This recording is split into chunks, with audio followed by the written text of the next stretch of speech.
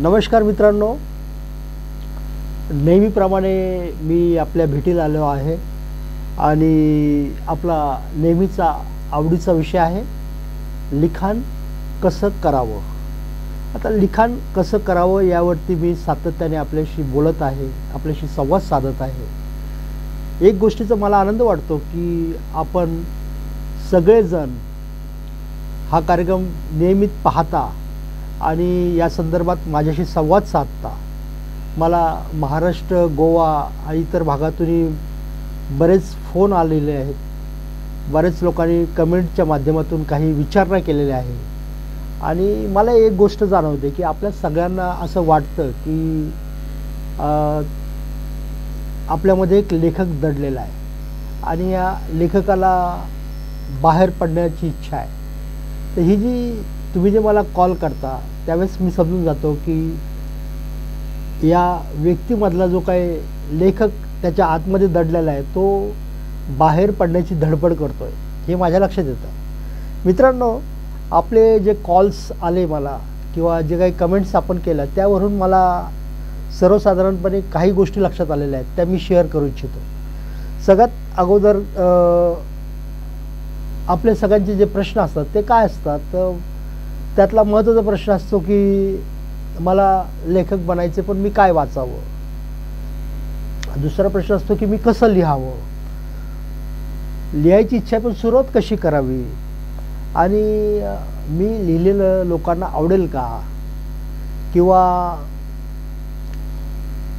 मी जे काय माझ्या मनामध्ये आहे ते कसं लिहावं, सुरुवात कुठून करावी।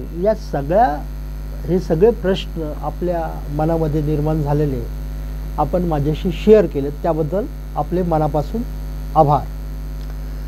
मित्रांनो, मी नेहमी सांगत आलेलो आहे आणि आजही मी त्याच गोष्टी तुम्हाला सांगू इच्छितो की सगळ्यात पहिली गोष्ट की तुम्ही ज्या अर्थी ही सगळी धडपड करताय त्या अर्थी तुमच्यामध्ये एक चांगला लेखक दडलेला आहे,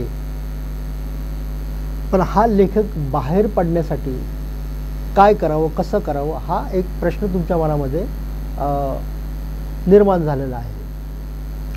आता पहिल्या प्रश्नाचं उत्तर मी तुम्हाला सांगतो की तुम्हाला वाटतं की आपण काय वाचावं, तर त्याबद्दल मला सांगावंसं वाटतं की तुम्ही हा विचार नका करू की तुम्ही काय वाचावं। तुम्ही हा विचार करा की आपण जे काही वाचतो त्या वाचनाचा आपल्या लिखाणासाठी कसा उपयोग होऊ शकतो। उदाहरणार्थ मी तुम्हाला सांगतो की आपण रस्त्याने चालतो, रस्त्याने वेगवेगळ्या जाहिराती असतात। आता जाहिराती कशा असतात तर लोकांना आकर्षित करणाऱ्या असतात, कमी शब्दामध्ये त्या बरंच काही सांगू इच्छित असतात। म्हणजे अगदी सौंदर्याने नटलेल्या ठिकाणी एक बंगलो आहे, तुमची लाईफस्टाईल सुधारण्यासाठी काहीतरी गोष्ट आहे की जे तुम्ही खरेदी केली पाहिजे, अशा पद्धतीच्या अनेक जाहिराती आपल्याला सभोवताली दिसत असतात। लेखक बनायचं तुमच्या मनात आहे, इच्छा आहे, तर तुम्ही ह्या सगळ्या गोष्टी डोळसपणे पाहिल्या पाहिजे, ह्या वाचल्या पाहिजे। त्या का वाचल्या पाहिजे, कारण त्यावरती ज्याला आपण टॅगलाईन म्हणतो किंवा ज्याला जाहिराती म्हणतो, या जाहिराती कमी शब्दामध्ये कसं लिहिल्या जाऊ शकतं याचा एक उत्तम नमुना असतो, तोही आपण आत्मसात केला पाहिजे। म्हणजे हे सगळं बोलण्याचं कारण हे की तुम्ही विचारता ना की मी काय वाचलं पाहिजे, तर मी म्हणतो की तुम्ही जाहिरात वाचा, तुम्हाला आवडणारं एखादं गाणं ऐका आणि ते वाचा, त्याचे शब्द वाचा, तुम्ही कविता वाचा, तुम्ही कथा वाचा, तुम्ही कादंबऱ्या वाचा, जे तुमच्या समोर येईल ते सगळं तुम्ही वाचा। आता ह्या वाचण्याने काय होईल तर तुमची जी हे आहे, जी काही तुमची ज्ञानाची कक्षा आहे ही कक्षा वाढणार, हे तर निश्चित होईल। पण त्याचबरोबर तुम्ही एक फरक करायला शिकाल। म्हणजे हे जे मी वाचतोय, जाहिरात वाचतोय, गाणी वाचतोय, कथा वाचतोय, कादंबरी वाचतोय, लेख वाचतोय, या सगळ्या गोष्टीमध्ये नेमका फरक काय असतो, हा फरक मला वाटतं की तुम्हाला या सगळ्या प्रकारच्या वाचन केल्यानंतर तुम्हाला कळायला लागेल. जर तुम्ही एकाच प्रकारचं लिखाण वाचलं, म्हणजे उदाहरणार्थ तुम्ही कविता वाचल्या, खूप वाचल्या कविता, अगदी विवा शिरोडकर, ग्रेस, बासी मर्डेकर आणि सुरेश भटांच्या गझल वाचल्या, सगळ्या कविता, सगळ्या प्रकारच्या कविता वाचल्या, एक होऊ शकतं. तुम्हाला कवितेमध्ये जे वेगवेगळे प्रकार आहेत, मुक्तछंद आहे, छंदामधल्या आहेत, ह्या गोष्टी तुमच्या लक्षात येतील. पण तुम्हाला लेख आणि कविता यातला फरक नाही कळणार, तुम्हाला कथा आणि कविता यातला फरक नाही कळणार. यातला फरक जर तुम्हाला समजून घ्यायचा असेल तर निश्चितपणे तुम्हाला हे समजून घ्यावं लागेल की कविता काय असतात, कथा काय असतात. आणि म्हणून मी म्हणतो की तुम्ही सगळ्या प्रकारचं लिखाण वाचन केलं पाहिजे. आता आपण या गोष्टीकडे वळूया की लिखाण कसं करावं. म्हणजे जे मला फोनवरती बोलतात किंवा कमेंटच्या माध्यमातून संवाद साधतात, बहुतेक लोकांचा हा प्रश्न असतो की सर आमच्या डोक्यामध्ये खूप काही आहे, आमच्या डोक्यामध्ये कथा आहे, आमच्या डोक्यामध्ये कविता आहे, आम्हाला लेख लिहायचा आहे, आम्हाला आत्मचरित्र लिहायचं आहे, पण ते लिहायचं कसं हो. तर हा एक जो प्रश्न त्यांच्या डोक्यामध्ये आहे की लिखाण कसं करावं आणि त्याची सुरुवात कशी करावी. तर मला असं वाटतं की पहिली गोष्ट तुम्हाला नेमकं काय म्हणायचं आहे हे तुम्ही समजून घ्या. म्हणजे तुम्हाला कविता लिहायची आहे का त्याचा अगोदर विचार करा, तुम्हाला लेख लिहायचा का त्याचा विचार करा, ती कथा आहे का याचा विचार करा, किंवा ती कादंबरी आहे का याचा विचार करा. एकदा तुम्ही निश्चितपणे ठरवलं की आपल्याला कविता लिहायची, तर मग त्या पद्धतीने तुम्ही लिखाण करायला सुरुवात करू शकता. तुम्ही असं ठरवलं की आपल्याला लेख लिहायचा आहे, मग लेखाच्या दृष्टीने तुम्ही त्या लिखाणाची सुरुवात करू शकता.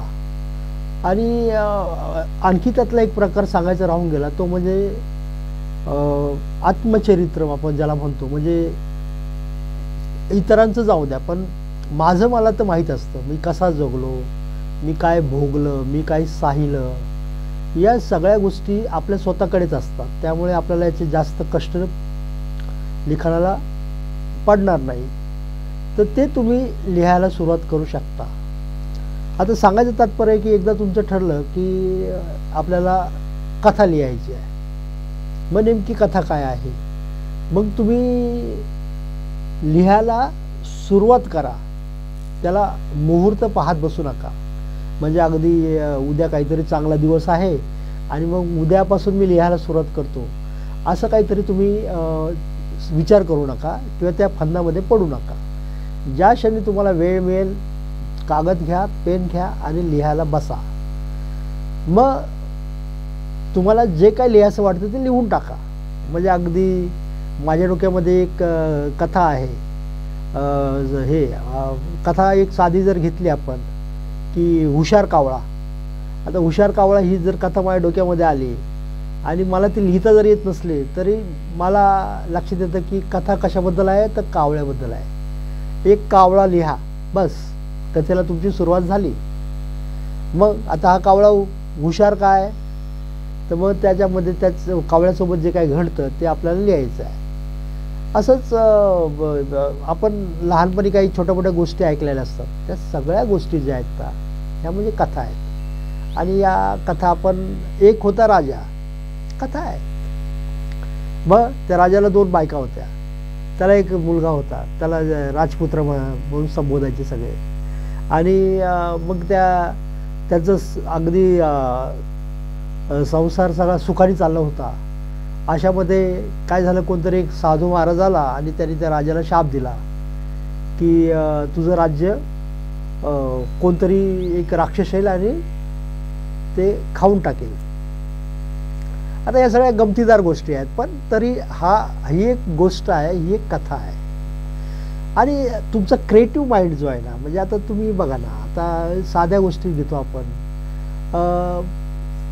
आता ही एक नेहमी ऐकलेली मी गोष्ट तुम्हाला सांगितली, राजा आणि राणीची. कावळ्याची गोष्ट जी इसाप नीतीमध्ये आपण अनेक प्राण्याला मानवी रूप दिलं की त्याचं एक वेगळी कथा तयार होते. म्हणजे कोल्हा म्हणजे धूर्त, लांडगा म्हणजे थोडासा हिंस्र, थोडासा म्हणण्यापेक्षा खूप जास्त हिंस्र, सिंह म्हणजे काहीतरी शूर, का तर तो एकदम बिनधास्तपणे जंगलामध्ये वावरत असतो. मोर सुंदर असतो. हा, म्हणजे एखाद्या गोष्टीचं वर्णन करताना आपण मोराचा आधार घेतो. कावळा चतुर असतो. म्हणजे प्राणी आणि प्राण्याला जे काही मानवी गुण जे आहेत आपण ते चिटकवलेले असतात. पण ह्या सगळ्या गोष्टी ज्या आहेत, ह्या गोष्टी यालाच आपण क्रिएटिव्हिटी म्हणतो ना. क्रिएटिव्हिटी म्हणजे नवनिर्मिती, ज्याला आपण सृजनशीलता म्हणतो. ही सृजनशीलता किंवा नवनिर्मिती काय असते, तर आपण वेगवेगळ्या गोष्टीला वेगवेगळ्या गोष्टीमध्ये मिसळतो आणि त्यातून एक नवीन काहीतरी तयार करतो. जशी आपण चहा तयार करतो. आता चहाबद्दल मला आठवलं की तुम्ही जर एखाद्या कुत्र्याला म्हटले किंवा मांजरीला म्हटले की चहा तयार कर, तर ते करू शकणार नाहीत. कारण जी विचार करण्याची जी क्षमता आहे ती प्राण्यांमध्ये नसते, ती आहे माणसांमध्ये. आणि म्हणून माणूस वेगळा काय आहे, तर माणसामध्ये विचार करण्याची क्षमता आहे. आणि माणूस साखर, दूध, पत्ती वगैरे सगळं एकत्र करून चहा तयार करू शकतो. तसाच माणूस कथाही तयार करू शकतो. आणि कथा तयार करताना चहा, पत्ती, साखर जशी आपण एकत्र आणलेली असते, तसे वेगवेगळे पात्र एकत्र आणावं लागतात, वेगवेगळ्या घटना एकत्र आणावं लागतात. आणि या सगळ्यांचं रसायन झालं की त्याची एक सुंदरशी कथा तयार होते. आता मूळच्या प्रश्नाकडे येऊया. मग आता ही सगळी कथा तयार अशी होते, पण सुरुवात कशी करायची? तर सुरुवात तुम्ही जे तुम्हाला वाटेल किंवा जे तुम्हाला सुचेल ते पहिलं तुम्ही कागदावर मांडा. आणि मग कदाचित त्याचा क्रम खालीवर होऊ शकतो. म्हणजे जी कथा तुम्ही मांडली ती कदाचित अतिशय बोलीभाषेमध्ये बकवास असू शकते, ती तुम्हालाही पटणार नाही. म्हणजे ज्यावेळेस तुम्ही लिहाल आणि वाचाल तर तुम्ही मला काय वाईट लिहिलंय मी, तर पण ते कागदावरती एकदा आल्यानंतर हे तरी कळतं की मी वाईट लिहिलंय, मी जे काय लिहितो ते वाईट लिहिलेलं आहे. तर अशा पद्धतीने आपल्याला सुरुवात करावी लागते. आणि एकदा सुरुवात झाली की मग तुम्ही चालायला लागता. आणि चालायला लागल्यानंतर मग तुमची गती वाढते. तुम्ही कुठे आरामही करू शकता किंवा तुम्ही आणखी वेगाने धावू शकता. तर त्यामुळे सगळ्यात पहिलं तुम्ही सुरुवात करणं गरजेचं आहे आणि ती तुम्ही निश्चितपणे कराल. आता आपण तिसऱ्या गोष्टीकडे वळूया.